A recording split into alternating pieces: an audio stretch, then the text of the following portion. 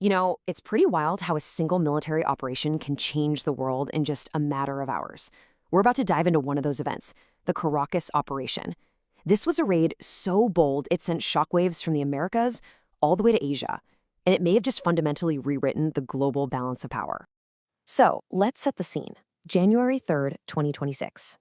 This is the day something happened that would challenge the very foundations of international law, rattle global markets, and hit the fast-forward button on a geopolitical shift that's going to define the next few decades. All right, so before we can unpack the huge global fallout, we have to go right to the heart of the action. What exactly went down on the ground in Caracas during what was called Operation Absolute Resolve? Well, this thing was all about overwhelming speed and force. While the city of Caracas was asleep, a massive fleet of over 150 aircraft basically owned the pre-dawn sky. Their main target was Fort Tiona, which is kind of the nerve center of the Venezuelan military. And get this, by the time the sun came up, the mission was already over, and the country's leader was in U.S. custody. So what was the secret sauce here? Well, it was the tech, the absolute sophistication of it all. This wasn't just some brute force attack. It was a careful, systematic takedown of Venezuela's modern, Russian-made air defense network. By taking out these advanced S-300 and book systems, U.S. forces achieved what one source called total surprise. That allowed special forces and even FBI agents to just walk into Maduro's compound and arrest him with hardly any resistance.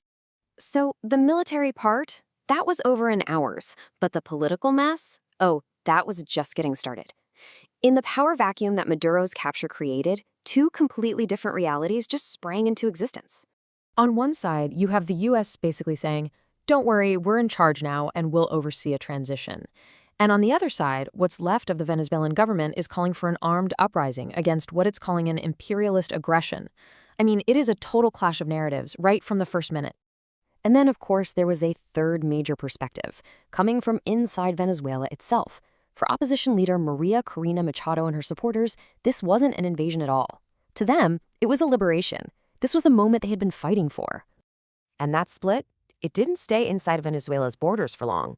It spread like wildfire, basically splitting the entire hemisphere in two. Across Latin America, the reaction was immediate and incredibly polarized. I mean, just look at this. You can literally see the fault lines forming across the Americas. On one side, you've got governments like Argentina and Peru. They'd seen Maduro as a problem for a long time, so they were celebrating.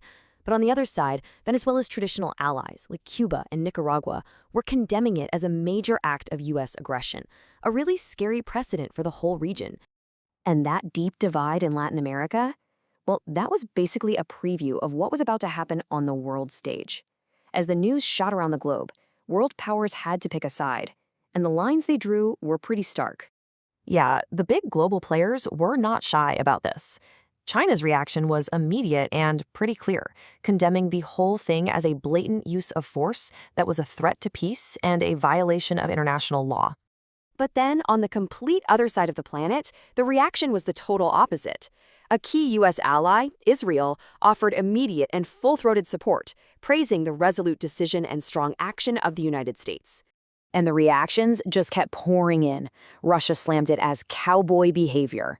North Korea, not surprisingly, called it rogue and brutal.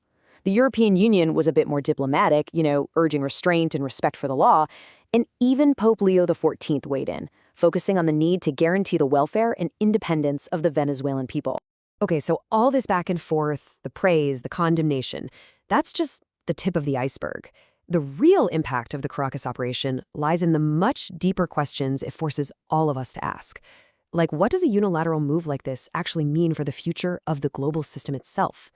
And it really all boils down to one simple but incredibly complicated question. Was this even legal?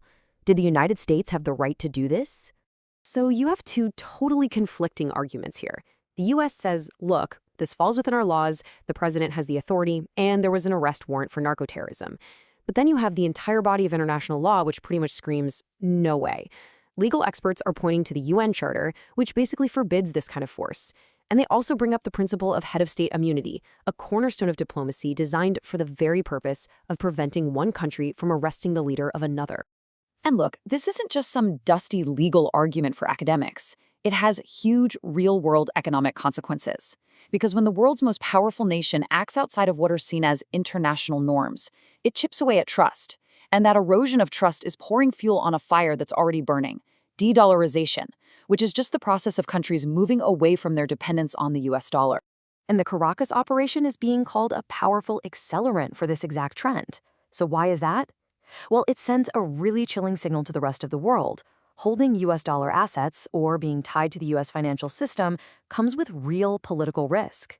For rivals like Russia and China, and for blocs like BRICS, this provides a huge incentive to speed up building an alternative system, one that can't be touched by unilateral American action. It's a direct challenge to the very trust that makes the dollar the world's reserve currency. And this brings us to the final and maybe the most provocative question of all. Was the capture of one man worth the price? While the operation might be celebrated in Washington as a short-term tactical victory, you have to wonder if history will record it as a Pyrrhic one, a victory paid for with the erosion of trust and the steady decay of the very world order that has kept things more or less stable for generations.